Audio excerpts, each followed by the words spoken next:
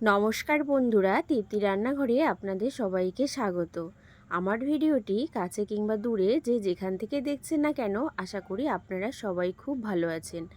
আমি আজকে খাসির মাংসর স্বাদে সামুদ্রিক রিঠে মাছের রেসিপি নিয়ে কিন্তু হাজির হয়ে গেছি। আপনারা তো অনেকেই রিঠে মাছের রেসিপি খেয়েছেন। আজকে আমি যেভাবে বানাবো আপনারাও এইভাবে বাড়িতে একবার তৈরি করে খেয়ে দেখুন। আশা করি সবার কিন্তু খুব ভালো লাগবে। ভিডিওটি স্কিপ না করে পুরো ভিডিওটি দেখার অনুরোধ রইল। চলুন তাহলে এবার ঝটপট রেসিপিটি তৈরি করে নেওয়া যাক। আমি এখানে সামুদ্রিক রিঠে মাছ নিয়ে নিয়েছি। মাছগুলো কিন্তু ভালো করে ধুয়ে পরিষ্কার করে নিয়ে এসেছি। মাছের ভিতরে দিয়ে দিলাম পরিমাণ মতন হলুদ আর পরিমাণ মতন লবণ, আর দিয়ে দিলাম ছোট 1 চামচ লাল ঝাল লঙ্কার গুঁড়ো। এবার লবণ, হলুদ আর লঙ্কার গুঁড়োটাকে কিন্তু ভালো করে মাছের সাথে মেখে নিতে হবে। দেখুন মাছটা কিন্তু খুব বড় মাছ। মাছটা এরকম তেল হলে না খেতে কিন্তু দারুণ লাগে। মাছটা আমার মাখানো হয়ে গেছে, রেখে দেবো আমি 10 মিনিটের জন্য। এবার আমি কিছু মশলা নিয়ে নিয়েছি। এবার মশলাগুলোকে কিন্তু পেস্ট করে নিতে হবে। আর ঝালটা না নিজেদের স্বাদ অনুযায়ী কিন্তু কম বেশি করে নিতেই পারেন। মশলাটা আমার পেস্ট করা হয়ে গেছে। আমি এখানে টক দই নিয়ে নিয়েছি। দইটাকে ভালো করে কিন্তু ফেটিয়েও নিয়েছি। এবার দইয়ের ভেতরে দিয়ে দেব আমি পরিমাণ মতন হলুদ গুঁড়ো আর স্বাদ মতো লবণ। লবণটা কিন্তু যে যার স্বাদ অনুযায়ী কিন্তু ব্যবহার করবেন। আর দিয়ে দেব 1 চামচ কাশ্মীরি লাল লঙ্কার গুঁড়ো। এটা সম্পূর্ণ কিন্তু আমি কালারের জন্যই কিন্তু ব্যবহার করেছি। দিয়ে দিলাম 1 চামচ জিরের গুঁড়ো। আর দিয়ে দেব সামান্য একটু জল। জলটা দিলে মশলাগুলো খুব মেশাতে সুবিধা হয়। এবার মশলাগুলোকে কিন্তু ভালো করে মিশিয়ে নেব, যাতে মশলার মধ্যে কোনো রকম জমাট বাঁধা অংশ না থাকে। তাই মশলাটাকে কিন্তু খুব ভালো করে মিশিয়ে নিতে হবে। মশলাটা আমার পুরোপুরি কিন্তু তৈরি হয়ে গেছে। এদিকে গ্যাস অন করে কড়াই বসিয়ে দিয়েছি। দিয়ে দেব পরিমাণ মতন সর্ষের তেল। তেলটাকে প্রথমে কিন্তু খুব ভালো করে গরম করে নিতে হবে। তেলটা গরম হয়ে গেলে এবারে আলুগুলো দিয়ে দিলাম। আলুগুলো কিন্তু আমি 4 টুকরো করে নিয়েছি। একটু মোটা মোটা করে আলুগুলো নিতে হবে। এবারে দিয়ে দেব সামান্য পরিমাণে একটু হলুদ গুঁড়ো। এখানে কিন্তু আমি কোনো রকম লবণ ব্যবহার করব না। এবার হলুদটা দেওয়ার কারণে আলুটার কালারটা খুব সুন্দর আসে। ঠিক সেই কারণে হলুদটা আমি ব্যবহার করেছি। আর এই রান্নাটা কিন্তু পুরোটাই সর্ষের তেলে করতে হবে। সর্ষের তেলে করলেই কিন্তু খেতে বেশি ভালো লাগে। এবার হাই ফ্লেমে আলুগুলোকে উল্টে পাল্টে একটু হালকা করে কিন্তু ভেজে নেব। দেখুন আলুগুলোকে কিন্তু আমি ভেজে নিয়েছি। এর থেকে বেশি ভাজার আর প্রয়োজন নেই। এবার ভালো করে তেল ছেঁকে আলুগুলোকে কিন্তু আমি একটা পাত্রে কিন্তু তুলেও নেব।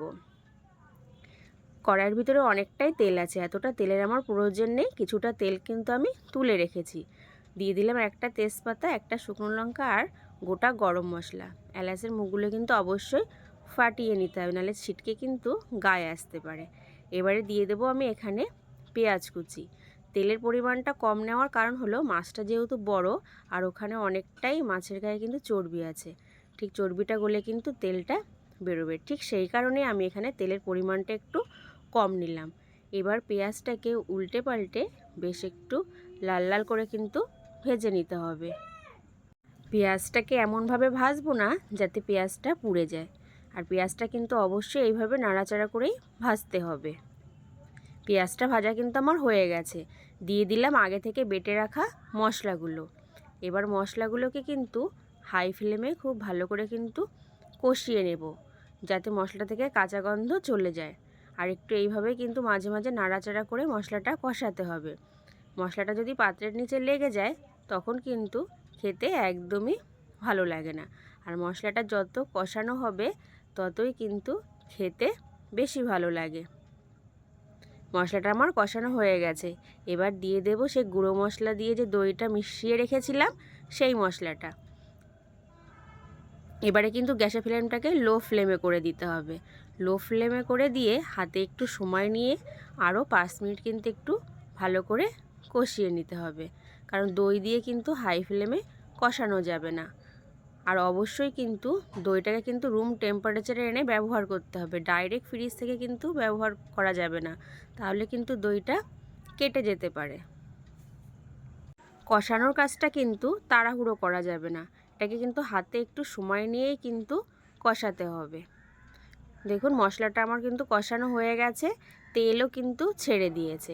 আগে থেকে যে আমি মাছটাকে ম্যারিনেট করেছিলাম 10 মিনিটের জন্য, সেই মাছটা কিন্তু এবারে মশলার ভিতরে আমি দিয়ে দেব। মশলার ভিতরে মাছটা না আমার দেওয়া হয়ে গেছে। এবার মশলার সাথে মাছটাকে কিন্তু খুব ভালোভাবে আমি কষিয়ে নেব। আর এই সময় কিন্তু গ্যাসের ফ্লেমটাকে অবশ্যই লো ফ্লেমে রাখবেন, হাই ফ্লেমে রেখে কষাবেন না। আর খুব তাড়াহুড়ো করবেন না, তাড়াহুড়ো করলে কিন্তু মাছগুলো কিন্তু ভেঙে যেতে পারে। আমি এবার মাছগুলোকে কিন্তু একদম লো ফ্লেমে 5 মিনিট ধরে কিন্তু কষিয়ে নেব। 5 মিনিট কিন্তু আমার হয়ে গেছে। কতটা দেখুন তেলও ছেড়ে দিয়েছে। আগেই বলেছিলাম মাছগুলো কষালে কিন্তু আরও অনেকটাই তেল ছেড়ে দেবে। এবারে দিয়ে দিলাম সেই ভেজে রাখা আলুগুলো, যে আলুগুলো আমি আগে থেকেই ভেজে রেখেছিলাম।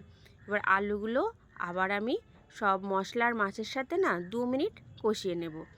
কষানো আমার হয়ে গেছে। দিয়ে দিলাম সামান্য একটুখানি চিনি। দইটা যেহেতু টক, ঠিক তার ব্যালেন্সটা ঠিক রাখার জন্য আমি এখানে চিনিটা ব্যবহার করেছি।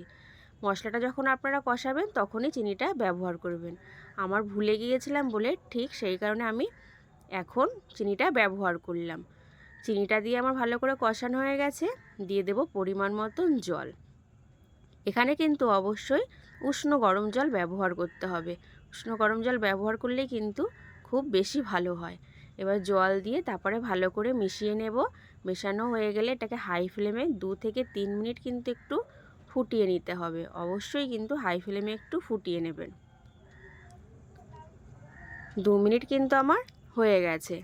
এবার আমি এটার ভিতর দিয়ে দেব 1 চামচ গরম মশলার গুঁড়ো। গরম মশলার গুঁড়ো দিয়ে ভালো করে একটু মিশিয়ে নেব। গরম মশলার গুঁড়োটা আমি প্রথমেই কিন্তু ব্যবহার করলাম, সবার শেষে কিন্তু ব্যবহার করলাম না, কারণ এই পর্যায়ে গরম মশলার গুঁড়ো ব্যবহার করলে মাছের সাথে খুব ভালোভাবে মিশে যায় আর খেতেও কিন্তু ভালো লাগে। এবার ঢেকে দেব লো ফ্লেমে ঠিক আমি 10 মিনিটের জন্য। 10 মিনিট হয়ে গেছে, ঢাকনাটা আমি তুলে নিয়েছি। দিয়ে দেব 1 মুঠো ধনেপাতা কুচি। এখানে কিন্তু ধনেপাতাটা একটু বেশি ব্যবহার করতে হবে। ধনেপাতাগুলোকে আমি ভালো করে ধুয়ে কুচি করে রেখেছিলাম। দেখুন কতটা মাছের চর্বিগুলো কি সুন্দর দেখাচ্ছে, একদম মনে হচ্ছে না খাসির মাংস। আমার কিন্তু মাছটা পুরোপুরি কিন্তু রেডি হয়ে গেছে। আমি আর এখানে আর রান্না করব না। এবার কিন্তু আমি গ্যাস ফ্লেমটাকে কিন্তু বন্ধ করে দেব। তাহলে খাসির মাংসের স্বাদে আমার কিন্তু সামুদ্রিক রিটে মাছের রেসিপি কিন্তু তৈরি হয়ে গেছে। যারা এই রেসিপি খেয়েছে তারা তো অবশ্যই জানে খেতে কেমন লাগে, আর যারা এখনও খাননি তারা অবশ্যই একবার এই রেসিপিটা তৈরি করে বাড়িতে খেয়ে দেখুন আর সবাইকে পরিবেশন করুন। দেখুন সবাই কিন্তু খুব খুশি হবে। আর এই রেসিপির স্বাদ মুখ থেকে কিন্তু কিছুতেই যেতে চায় না। তাহলে আজকের রেসিপি কিন্তু বন্ধুরা এই পর্যন্তই। ভালো থাকবেন, সুস্থ থাকবেন। ধন্যবাদ।